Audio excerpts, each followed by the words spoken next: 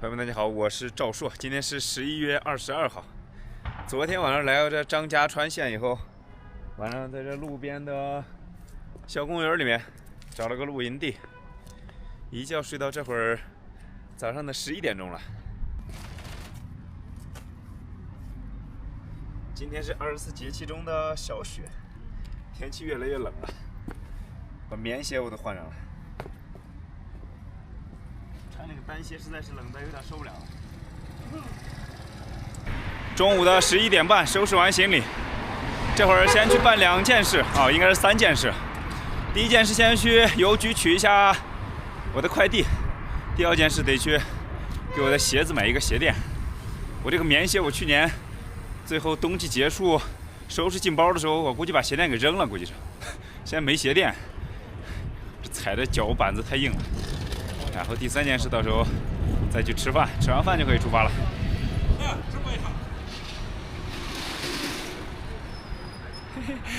路边这个老板给我招手说：“来，直播一下。”哎呀，挺好玩的。这边有一家乔丹的店，不知道能不能买到鞋垫啊？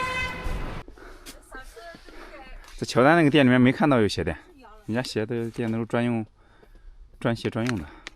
在隔壁的这个，这应该叫什么2元店还是什么店？43码，差不多，就这个吧。其他都属于那种棉鞋垫了。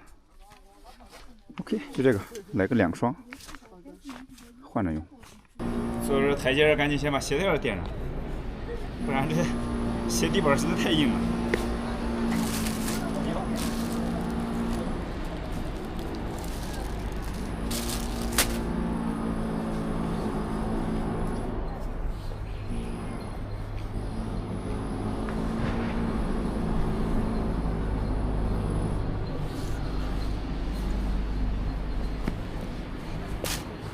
哎呦，这脚一下舒服多了。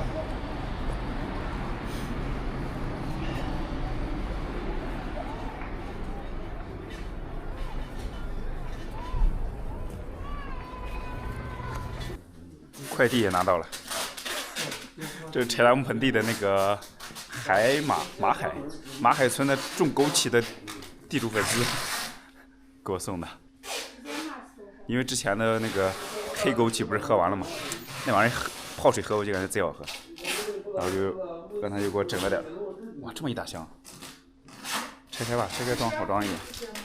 吃完午饭正式出发，今天的目标是前往东边，张家川县最东边的一个镇马路镇，导航里程是36公里，县城这儿的海拔是1600多，然后去马路镇中间得翻一个海拔2000米的山口。所以这36公里的里程，应该还是有点小累。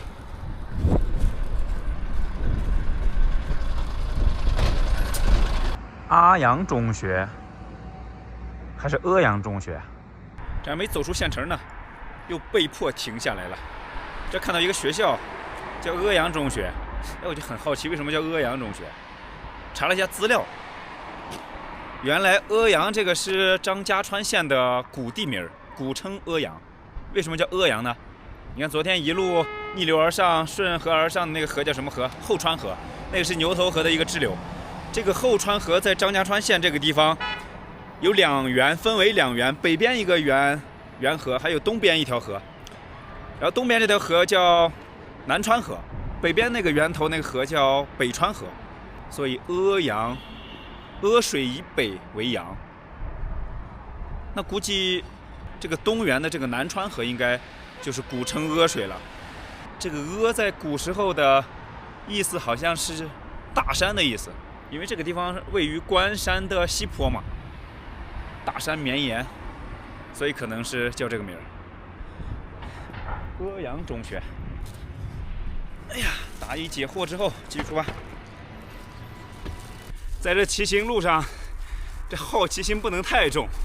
好奇心太重了，就严重影响这骑行的速度。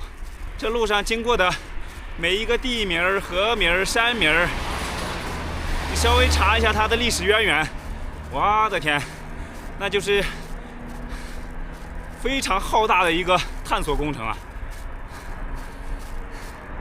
所以在这个骑行旅途上要保持适当的好奇心，但这玩意经常控制不住，因为你很想遇到一个地方、一个新的地名啊、新的一个故事啥的，你就很想刨根问底，就给他探索清楚这个故事到底是一个怎么样的一个渊源。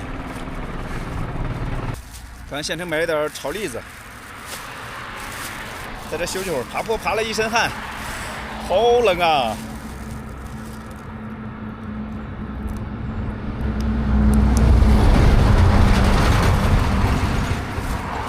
这个栗子我买之前尝了一下，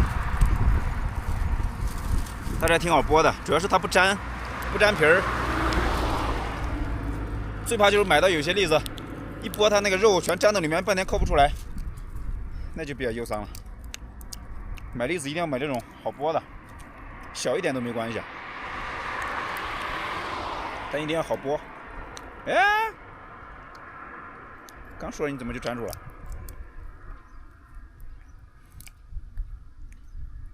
冬天一个烤红薯，一个烤栗子。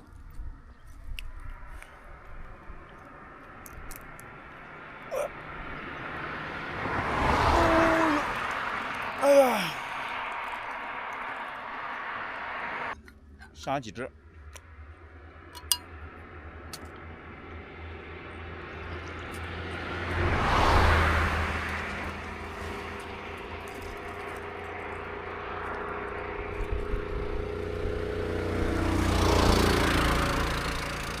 哦哟，好冰啊！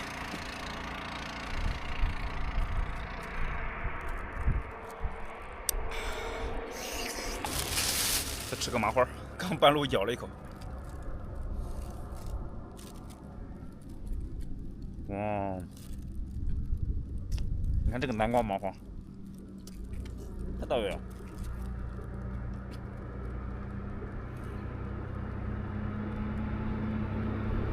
吃了几个板栗，补充了点能量，继续出发。迎来了一小段的下坡，哇，这下坡真冷，赶紧把衣服加上。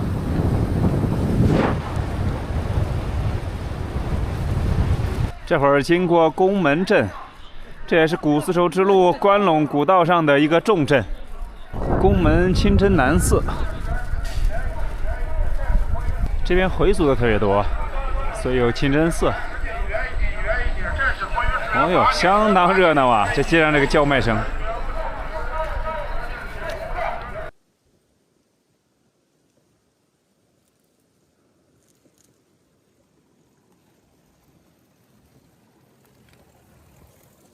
着实尴尬，刚才竟然走错路了。过了宫门镇，那不有一个十字路口，有红绿灯的一个十字路口吗？当时我也没看导航，直接就右拐了。哎，我就说这条大路走着还挺顺，走着走着，哎，怎么又开始上坡了？吭哧吭哧又开始爬坡，爬了好一会儿的坡，遇见一个帅哥，然后下来跟我合了个影。再后我问他，我说你去哪儿？他说他去张家川，他说前面张家川县。哎，我说我不是从张家川县过来的吗？张家川不应该在后面吗？他说你是不是走错了？我说不对呀，我看一下导航，我的天，还真走错了。因为他宫门镇附近那个是个省道吧？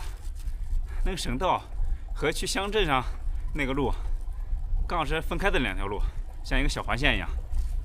然后从镇上出来以后，右拐直接咔又上那个原来那个省道了，又往张家川县那个方向走了。哎呦我去，这一来一回6-7公里，又多走了6-7公里。还好遇到了一位帅哥提醒我一下，不然我估计我要再不看导航一路走下去，那得走回到县里面才能发现自己走错了。所以时不时还是得看一眼导航。现在国家这个路修得四通八达的，路网密集，遇到路口你要不看个导航的话，真有可能会走错了。又到上坡了，开启推车模式，给屁股放个假。我回想了一下，我今天为什么会走错路？我想了一下，我当时的一个身体的状态，一个大脑的状态。我当时为啥会走错路呢？因为我在看那个视频的评论区里面，大家给我的一些建议。我昨天不是评论了一条，我说大家欢迎大家来蛐我。批评和自我批评，每个人都需要嘛。所以就想看看评论区，我说大家给了我哪些的批评，我就好好观摩观摩。所以注意力都放在这个上面了，就没有注意看路，没有注意看导航，然后就给走错路了，多走了6-7公里。我们人这个大脑，它这个精力是有限的，真的精力是有限的。当你把这个精力你放在一些事情的时候，那另外一些事情你自然而然它所投放的精力它就会减少，甚至是忽略掉。所以每个人你每一天你一定要时刻明白自己，我要把自己的主要精力放在哪些必须要干、着重要干的一些重要的事情上，把握好主线。那就是说，一个人你要把精力放在做正确的事上，不要在意他人的评价。这个做正确的事，这是你的最核心的一个东西。因为当你事情做的正确的时候，那对于这个事情的评价肯定是不会差的。当然你要保证所有的评价都是好，那不可能，因为观众有千万，每个人的想法都不一样。但是当你做正确的事的时候，他关于这个事情的评价绝大部分它都是正向的，肯定没问题的。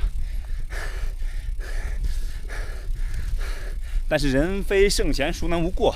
你有时候可能会有一些事情做的自己不太满意，或者自己做错了。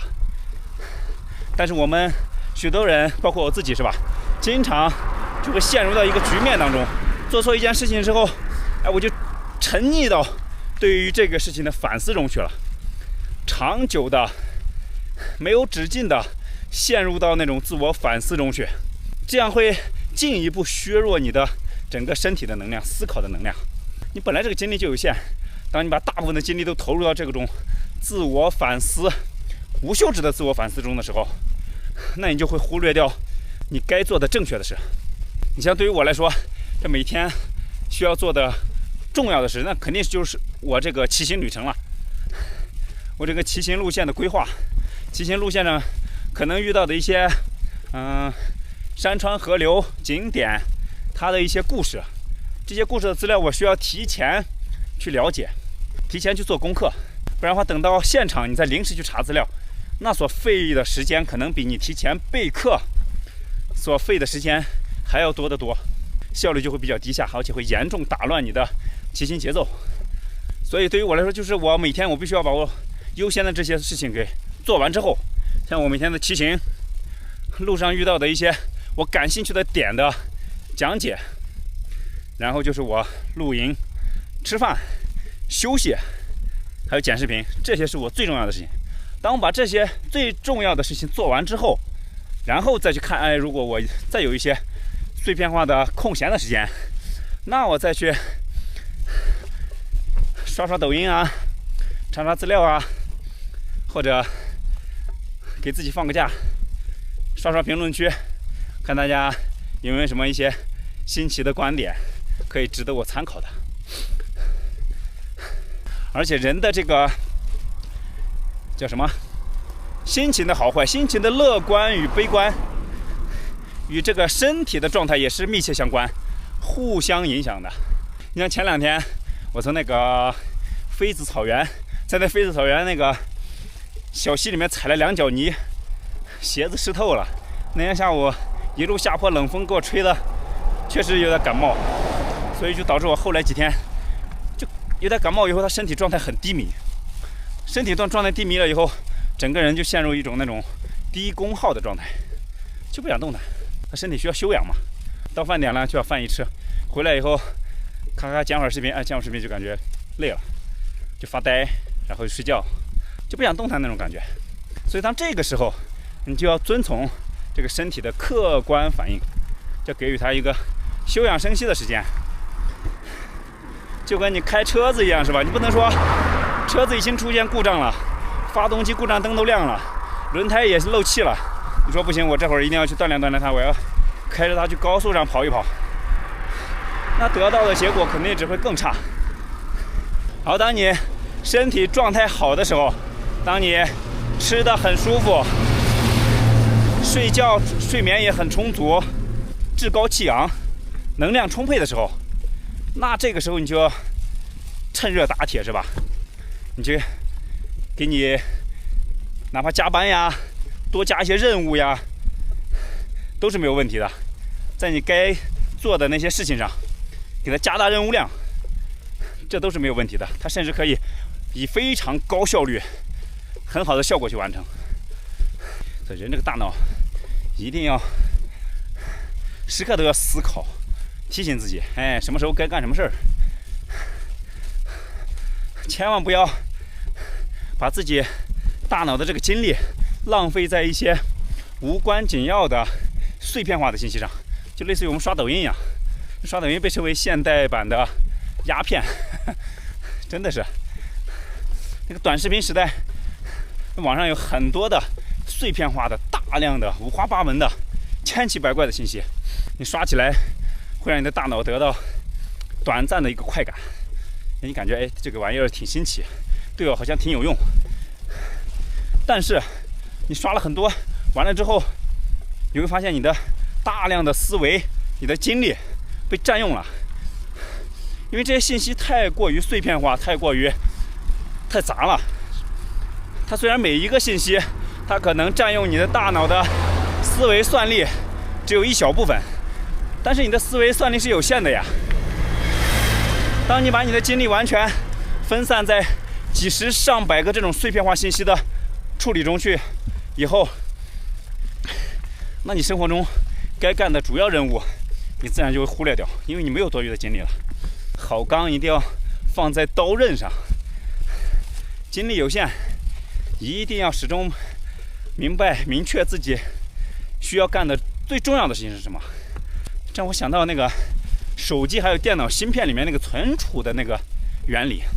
你看我们手机或者电脑它那个内存，比如说你有一个128G 的内存，当你买一个完完全全的新手机或者新电脑，128G 的内存，但是你打开一看，可用内存可能只有110个 G， 那剩下那10几个 G 去哪儿呢？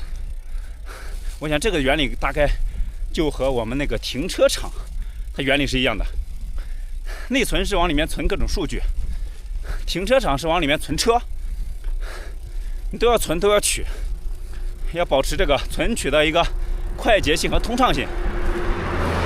你说停车场里面所有停车位所占的面积，它肯定是要比停车场总的面积要小的，那剩下的那一部分面积去哪了呢？那就是进出停车场那个道路所占的面积。你说能不能把停车场所有的面积全部用来建成停车位呢？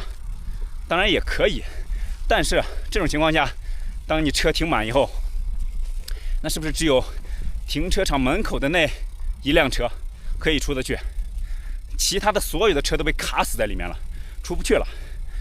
所以这就和电子产品的内存一样，你内存你要保持一个顺畅的读取、存储和读取，那你就必须给它留有读取的通路，而这一部分通路它肯定是要占掉一部分的空间的。而我们是大脑的这个内存，感觉好像比这个更先进。大脑这个内存它可以说是潜力无限，只要你去给它锻炼，给它以各种不同的灵感、各种不同的思维的一个喂养，它就会源源不断的自我更新、自我迭代、自我拓展空间。你记在大脑里面的每一段记忆，它可能就像各种文件一样，是吧？存放在你大脑的不同区域。当你调用它的时候，它就需要有一条通向这个文件的一个路径。第一次你记忆这个东西的时候，它通向这一段记忆的那个路径可能比较窄、比较小，像一条羊肠小道。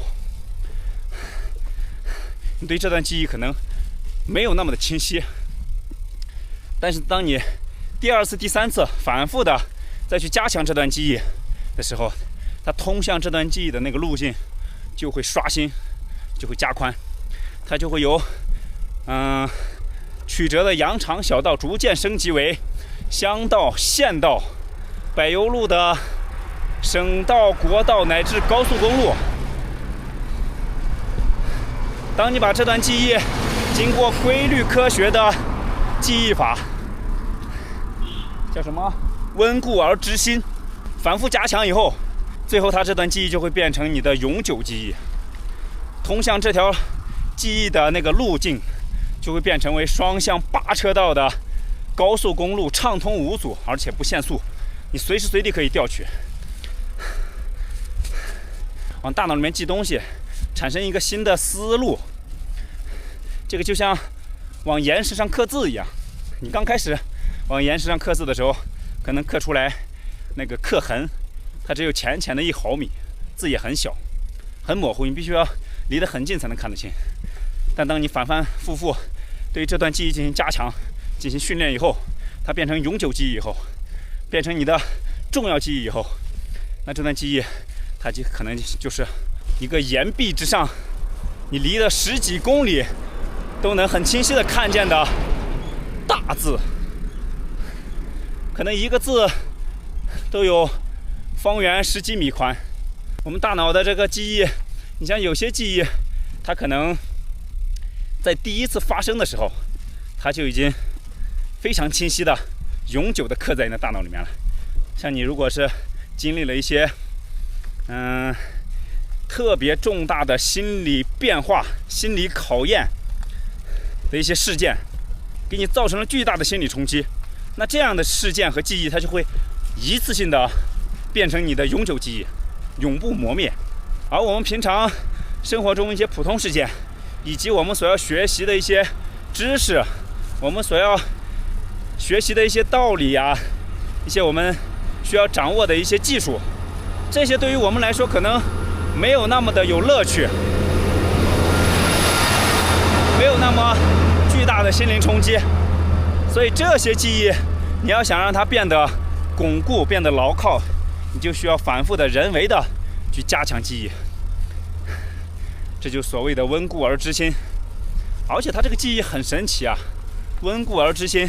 你可能第一次记进去的时候，它是一个知识点，它是一段片段。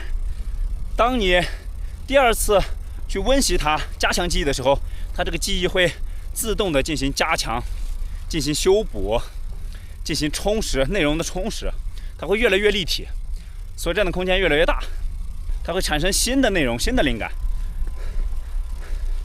而且你这个大脑里面各个记忆、各个片段之间，你是可以给它修路的。你通过这个联想记忆法，你让你大脑里面不同的一些素材记忆片段，你给它联想起来。这样的话，你访问一段记忆的时候，你就可以快速的连接到其他相关联的一些记忆上，就如同你写作文一样、写文章一样。当你大脑里面存储了足够多的作文素材、历史故事、你的感悟，而且你对这些记得滚瓜烂熟，对它的原理了解得非常清楚，这样的话，你随时随地你要写一个文章，表达一个自己的什么观点，你就可以随时随地的调用其中的任何一个以及数个相关联的素材，那当真就是下笔如有神。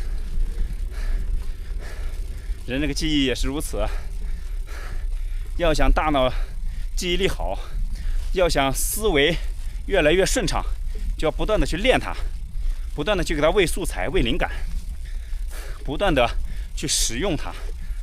脑袋这个东西就是越用越活，你不用它，里面这个脑神经的各个突触之间的链接，它就会慢慢就会消失掉。你如果反复的用，它就不断产生新的链接、新的突触，你大脑里面这个神经网络就会越来越密集、越来越复杂、越来越通畅，就跟我们在这个大地之上修的这个交通网一样，高铁网、高速公路网、国道、省道、乡村道路，各种道路四通八达，路网密布，你从一个地方去往另外一个地方有很多种选择，非常的便捷。但你像以前古代的时候，科技没有那么发达，路网也没有这么丰富，你从一个点去往另外一个点，你可能选择性很少。为什么古代有那么多的交通要道，那么些个关口？因为它从一个地方去往另外一个地方，它可选择的道路很少，可能就那么2、3条，甚至可能就那么1条，叫什么必经之路。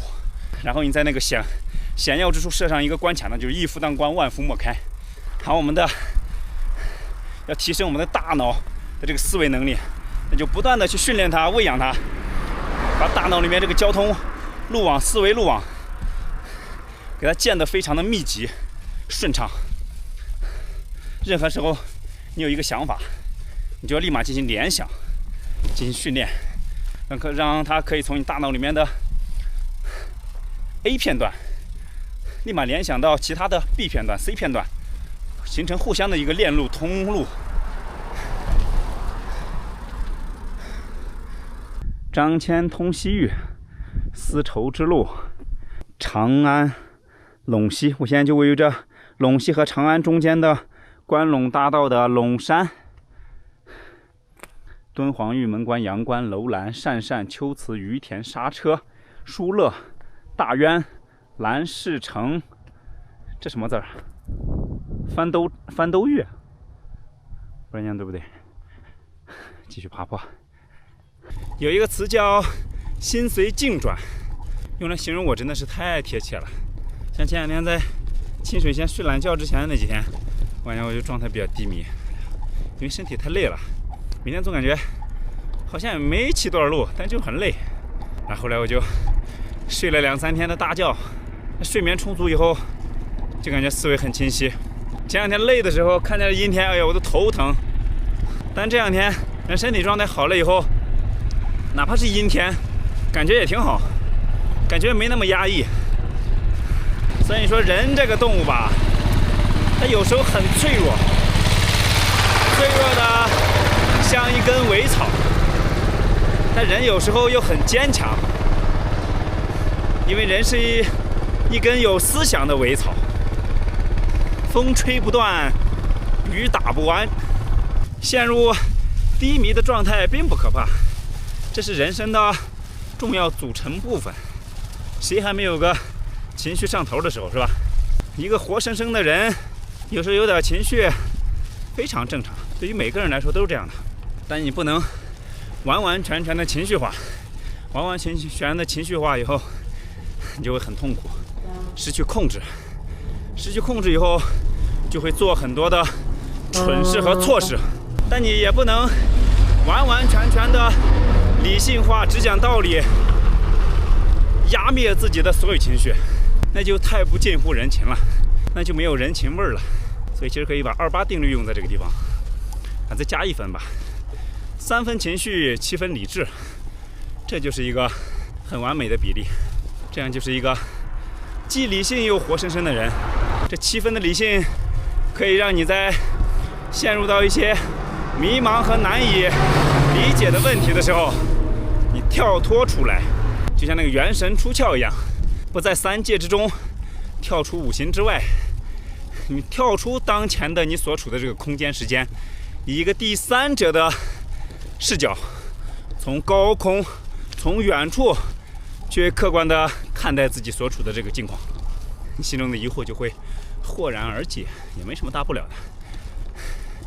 但是我们大部分的普通人就会有波动性的情绪变化，陷入到低谷的时候，那就会钻牛角尖，就是想不通，就会很痛苦。不过也没什么大不了，事情的发展它就是螺旋曲折的向前发展的，没有一帆风顺的，有曲折才叫真实精彩的人生。一帆风顺的话，那还有什么意思呢？那不就索然无味了。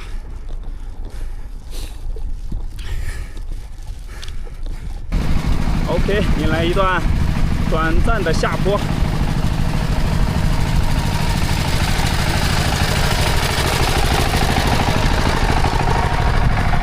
关山西坡，这山坡上的梯田，这田里面种的都是小麦。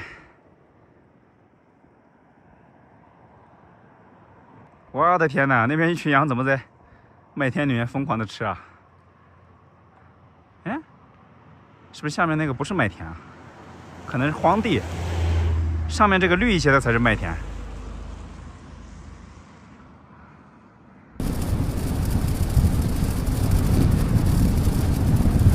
在柏油马路上看到一只虫子，这应该不是油盐。你小时候见那个油盐跑得非常非常快，速度最起码是这个的玩意儿的几十倍，这个跑得比较慢。但是它也不是蜈蚣，你看它没有那种毒螯、毒牙。来上手，看上手，嘿嘿，你再往前面爬，给你车压死了。看这个小虫子长这样，它刚才爬到那个路中间的黄线附近，让那个车轮压了一下，所以它右边那个触角你看压的有点损伤了。嘿，下午的5点10分，终于到达这个海拔2000米的小山口。我的天哪，这推上坡又是一身汗。今天穿了个棉鞋，然后裤子上我在秋裤外面又加了一个薄一点的绒裤。这一下子就比较暖和了。距离下面的马路镇还有7公里的下坡，喘2口气儿就准备下坡了。飞蚊症，我这个眼睛往天空一看，就能看到眼睛那个叫什么瞳孔前面飘散的小虫子一样那玩意儿。飞蚊症，这应该都是做近视手术所遗留下来的后遗症。所以说，鱼和熊猫不可兼得。近视手术这玩意儿，只要你近视度数不是特别严重，不要去做。大美关山丝路驿站生态马路欢迎您下坡了。呜呼！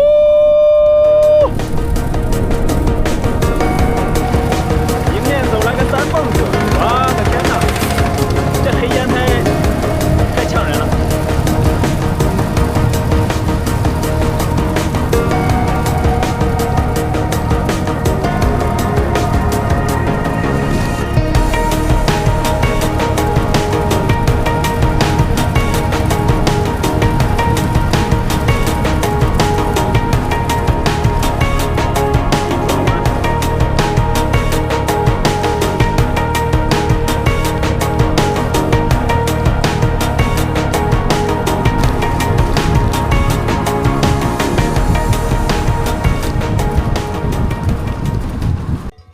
山坡上这一群马跑得好欢，嘚嘚嘚嘚嘚，白马、红马、黑马。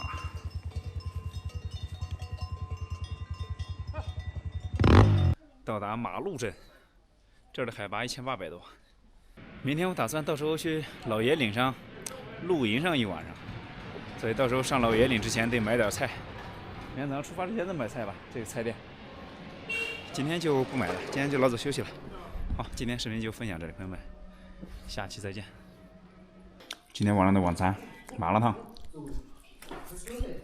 没想到在这个马路镇竟然能吃到这么好吃的麻辣烫，经典的天水口味。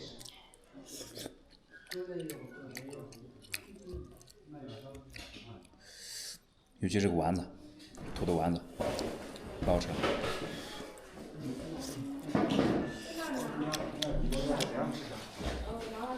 再配上我在清水县买的麻花，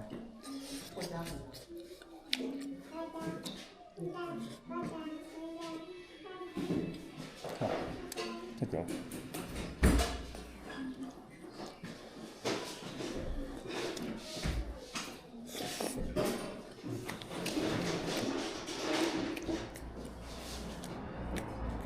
陈演员啊，又配置，可对的没有，啥？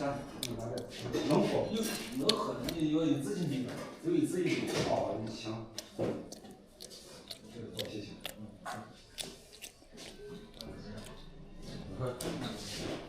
咋一道？咋啦？